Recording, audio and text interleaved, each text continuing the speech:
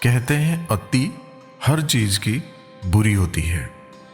किसी भी चीज की अति करने से नुकसान ही होता है, चाहे वो सौंदर्य हो या लालच।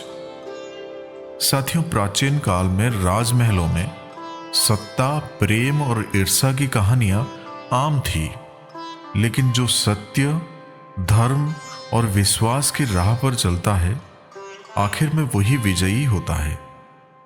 आज हम आपको एक ऐसी कहानी सुनाने जा रहे हैं जो बताती है कि किस प्रकार लालच और अहंकार व्यक्ति के पतन का कारण बनते हैं, जबकि सच्चाई और धैर्य सफलता दिलाते हैं।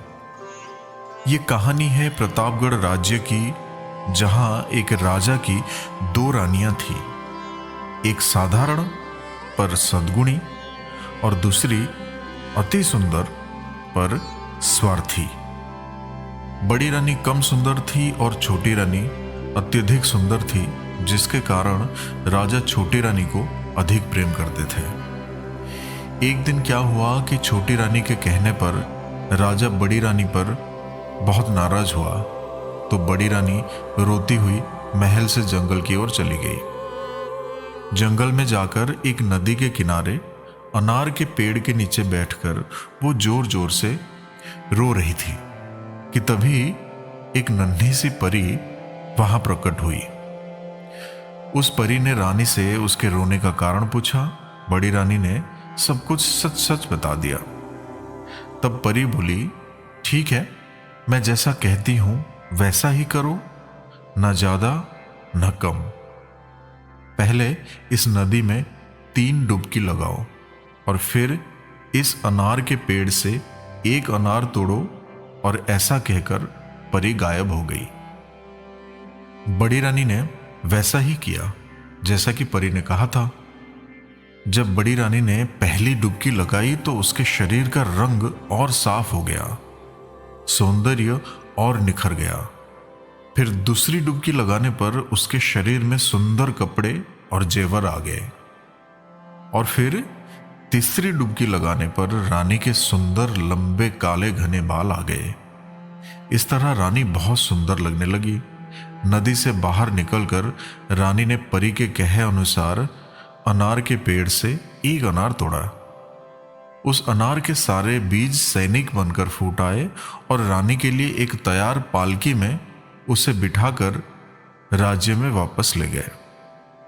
राजमहल के बाहर शोर सुनकर राजा ने अपने मंत्री से पता करने को कहा कि क्या बात है। मंत्री ने आकर खबर दी कि बड़ी रानी का जुलूस निकला है। राजा ने तब बड़ी रानी को महल में बुलाकर सारी कहानी सुनी और पछताते हुए इस बार छोटी रानी को राज्य से बाहर निकल जाने का आदेश दे दिया। अब छोटी रानी ने पहले ही परी की सारी कहानी सुन ली थी। वो भी राज्य से बाहर जाकर अनार के पेड़ के नीचे नदी किनारे जाकर रोने लगी। पिछली बार की तरह जैसे ही इस बार भी परी प्रकट हुई। परी ने छोटी रानी से भी उसके रोने का कारण पूछा। छोटी रानी ने झूठ मूठ बड़ी रानी के ऊपर दोष लगाया और कहा कि उसे बड़ी रानी महल से बाहर निकाल दिया है। तब परी बोली, ठीक है, मैं जैसा कहती हूं वैसा ही करो, ना ज्यादा ना कम। पहले इस नदी में 3 डुबकी लगाओ और फिर इस अनार के पेड़ से एक अनार तोड़ो, और ऐसा कहकर परी फिर गायब हो गई। अब छोटी रानी ने खुश होकर नदी में डुबकी लगाई। जब रानी ने पहली डुबकी लगाई तो उसके शरीर का रंग और साफ हो गया, सौंदर्य और निखर आया। दूसरी डुबकी लगाने पर उसके शरीर पर सुंदर कपड़े और जेवर आ गए। तीसरी डुबकी लगाने पर रानी के सुंदर लंबे काले घने बाल आ गए। इस तरह रानी बहुत सुंदर लगने लगी। जब छोटी रानी ने यह देखा तो उसे लगा कि अगर वो 3 डुबकी लगाने पर इतनी सुंदर बन सकती है तो और डुबकियां लगाने पर जाने कितनी सुंदर लगेगी। इसलिए उसने एक के बाद कई डुबकियां लगा ली, मगर उसका ऐसा करना था कि रानी के शरीर के सारे कपड़े फटे पुराने हो गए, जेवर गायब हो गए, सर से बाल चले गए और सारे शरीर पर दाग और मस्से दिखने लगी। अब छोटी रानी ऐसा देखकर दहाड़े मार मार कर रोने लगी। फिर वो नदी से बाहर आई और अनार के पेड़ से एक अनार तोड़ा।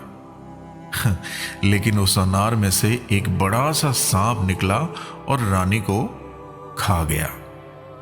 साथियों, इस कहानी से हमें ये सीखने को मिलता है कि हमें हमेशा सच्चाई, धैर्य और सद्गुणों का पालन करना चाहिए।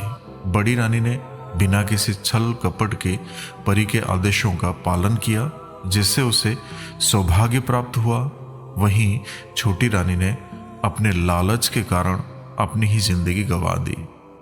इसलिए कहते हैं, लालच बुरी बला है।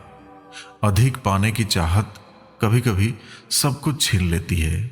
यही कारण है कि हमें हमेशा अच्छे कर्म करने चाहिए और लालच, ईर्ष्या और झूठ से बचना चाहिए। यही इस कहानी का सबसे बड़ा संदेश है। साथियों, आशा करते हैं ये छोटी सी कहानी आप लोगों को पसंद आई होगी। कहानी पसंद आई हो तो वीडियो को लाइक और शेयर करें। हमारे चैनल को सब्सक्राइब करना ना भूलें। तो फिर मिलेंगे साथियों अगले एक वीडियो के साथ। तब तक के लिए अपना ख्याल रखना और हमेशा हंसते मुस्कुराते हुए रहना।